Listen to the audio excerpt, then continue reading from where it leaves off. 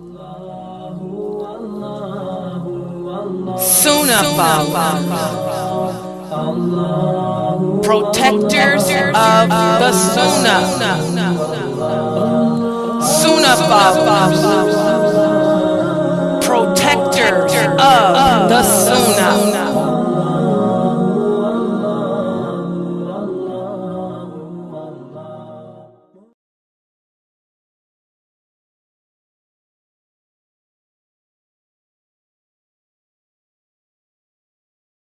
Alhamdulillah, wa salat, wa salam Allah, wa rasulullah. Welcome to our series of the stories of the prophets, alayhi salam. And tonight we're going to do the story of one of the prophets that we've heard about before, Prophet Lot, alayhi salam. And I think it's good that we do his story because I'm getting so many emails, about this LGBTQ stuff since President Obama, who all y'all love so much, he's the one that legalized same-sex marriage and relationships. I told y'all you had no business voting. I don't know what y'all be voting for. And all these men are the same, okay? And you're sitting there voting to advocate stuff that contradicts Islam. But anyway, it's good that we do this story of Prophet Lot. What is the story of Prophet Lot as taught to us by the Quran? That's the question. Because we hear the story of Prophet Lot, alayhi salam, told by the people of the book. But what is the true story of Lot? Well, that's what we're going to go over today. Let me share my computer. Let me put it up on the screen for everybody to see. Hold on. You should be able to see my PowerPoint. Everybody can see that? Yeah. Okay, the story of Prophet Lot, alayhi salam. Okay, here we go. His story begins with his uncle Abraham. Abraham, alayhi salam, was the uncle of Prophet Lot. The people rejected Abraham and his beliefs. So Abraham was forced to leave the country of Babylon and go to Egypt. And he took his followers with him. The only followers that Abraham had was his nephew Lot and his wife Sarah.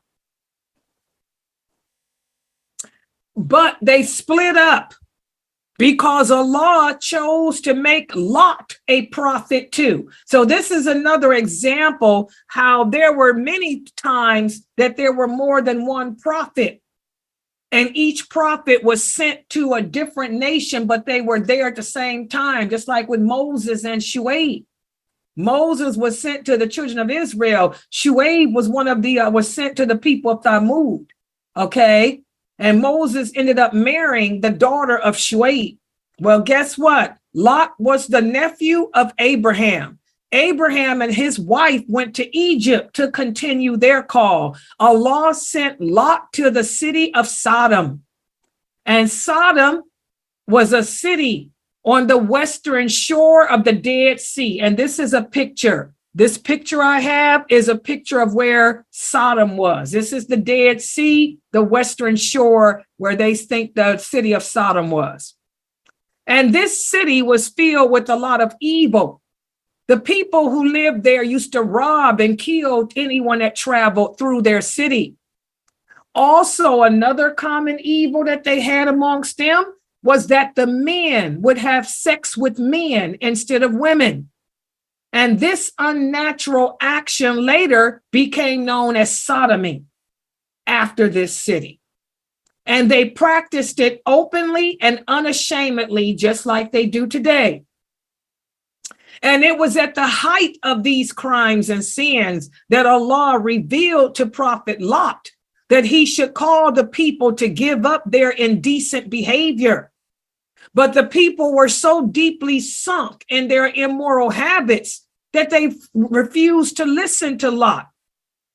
Swamped in their unnatural desires, they refused to listen even when Lot warned them of Allah's punishment. Listen to what Allah says in the interpretation, the meaning. The people of Lot, they were the people who lived in the towns of Sodom and Palestine. They belied the messengers when their brother Lot said to them, will you not fear Allah and obey him?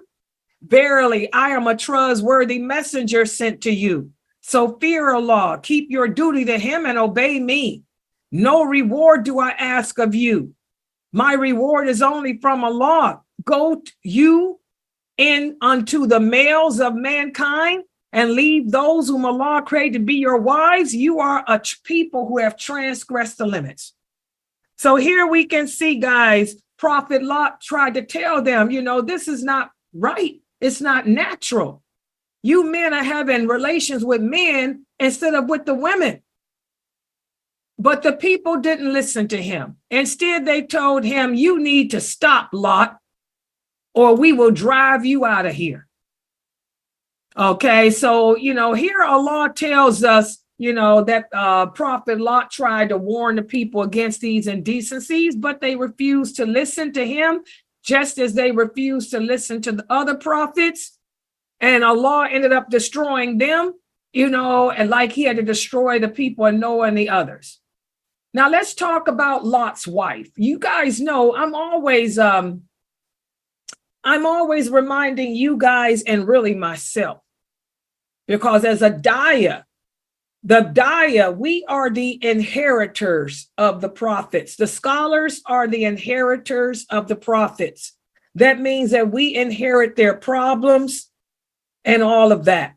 We go through the same struggles that they had to endure. And why is it that you look at a lot of dawah, people like myself and other dawah, and you see that as strong as we are in our faith, it's our family members. You'll find people in our family that ain't doing what they're supposed to do. Well, because we are the inheritors of the prophets. That's how Shaitan works. If Shaitan can't get to you, he's going to get to your family. Okay, well, just like Noah, Shaitan got to Prophet Lot's family, just like he got to Noah's family. Lot's wife.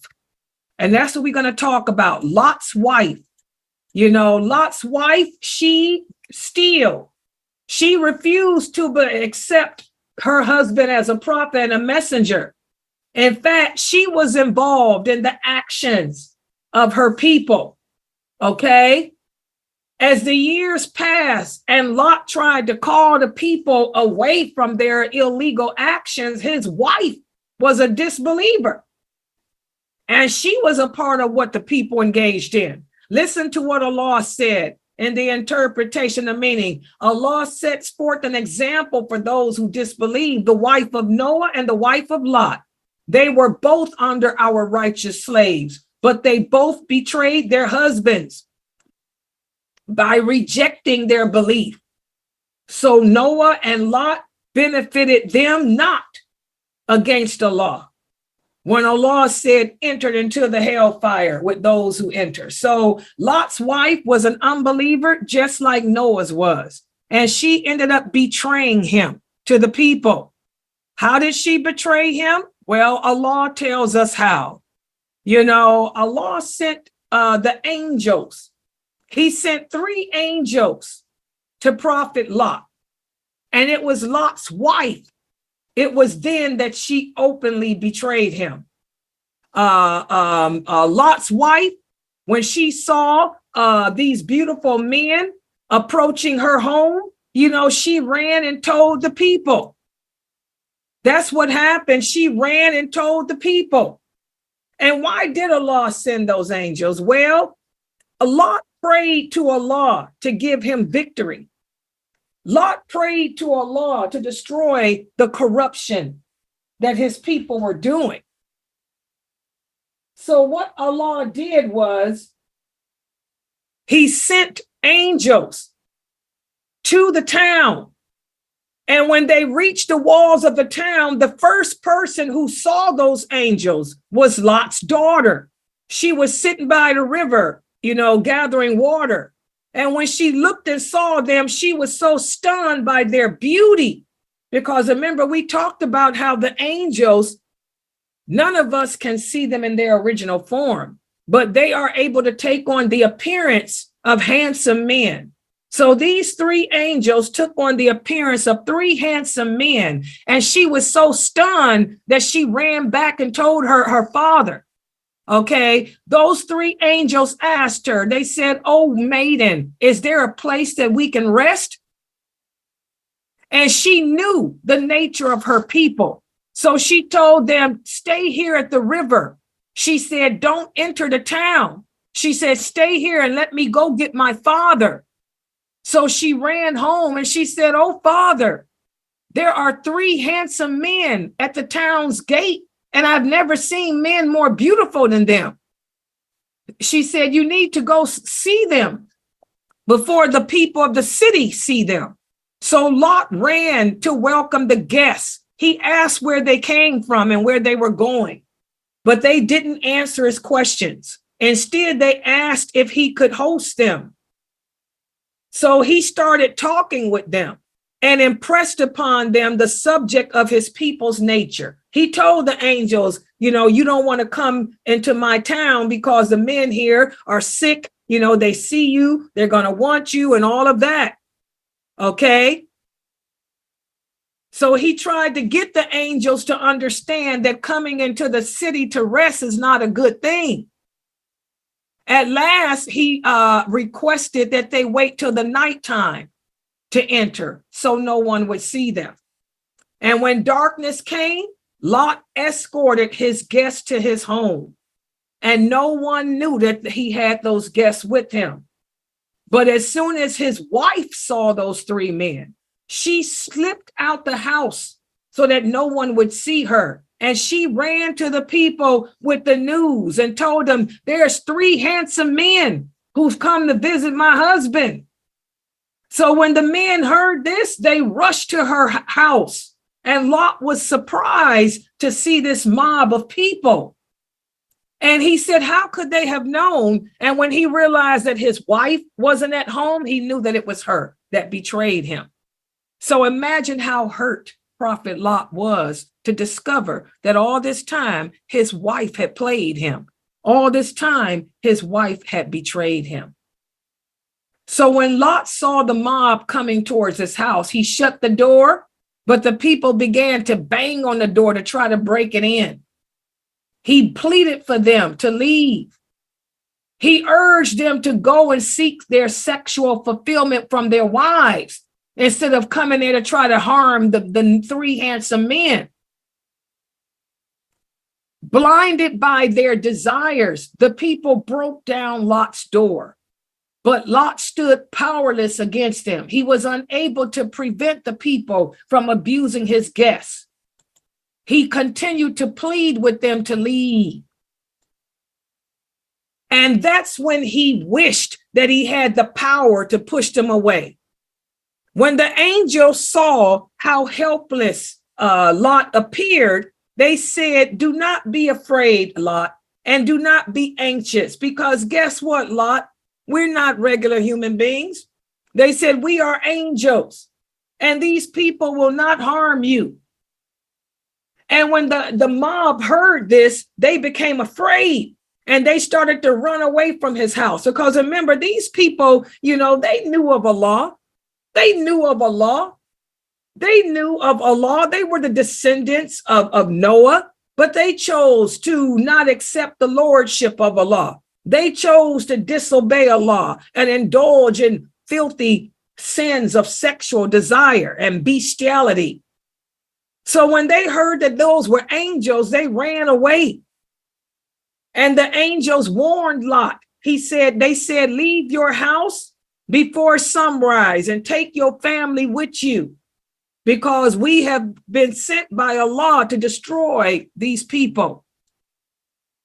Allah had decreed that the city of Sodom should be destroyed.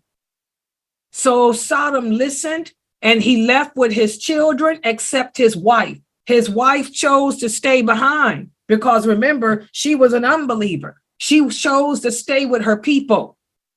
And after they left, that's when Allah sent an earthquake that destroyed the whole city. And also Allah caused the rocks to rain down on the city. Everyone and everything was destroyed, including Lot's wife. So that's what happened to the people of Sodom. And before they came, the angels came to Lot, they had visited and met with Abraham. Allah tells us that they went to Abraham. These are the same three angels, guys. These are the same angels who announced to Abraham that his wife would give birth to a son. These are the same angels. And they told Abraham, but we are going to leave you now and go to your nephew, not Lot, because Allah sent us to destroy them. So these were the same three angels.